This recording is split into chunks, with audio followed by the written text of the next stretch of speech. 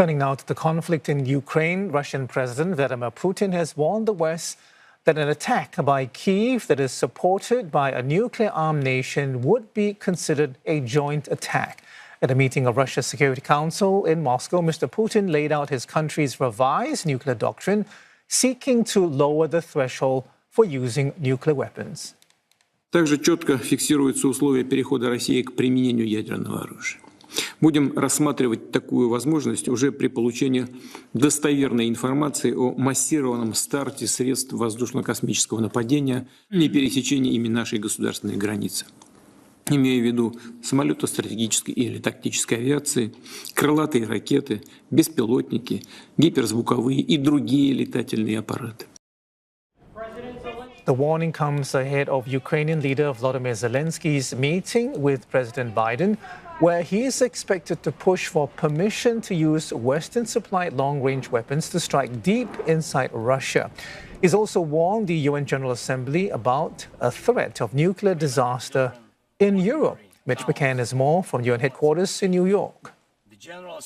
As Europe prepares for winter, Ukraine's President Volodymyr Zelenskyy alerted the United Nations General Assembly in New York to possible plans by Russia to launch attacks on Ukrainian power plants.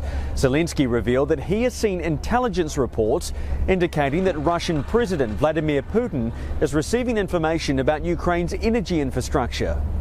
Any missile or drone strike, any critical incident in the energy system could lead to a nuclear disaster.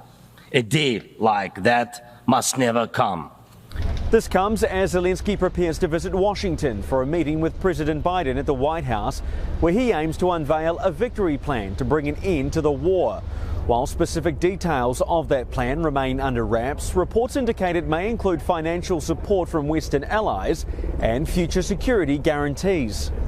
And now every neighbor of Russia in Europe and Central Asia feels that the war could come to them as well, and just think what kind of losses that would mean for the world. Ukrainian allies have been vocal in their support of Zelenskyy this week in New York, including British Prime Minister Sir Keir Starmer, while speaking at a Security Council meeting earlier. And I wonder how Russia can show its face in this building. 600,000 Russian soldiers have been killed or wounded in this war. And for what? Earlier today, Vladimir Putin's spokesperson said forcing Russia to make peace would be a fatal mistake. And at the UN, Russia emphasised the reasons it says it invaded Ukraine. Well, but I'd like to remind you here that we sent in troops precisely to stop the bloodbath that Kiev unfurled against its own citizens in the east and the southeast, and that the West in 2014 since then stubbornly decided to ignore.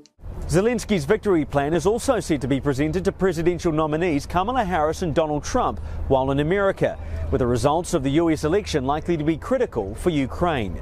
Mitch McCann, CNA at the United Nations in New York.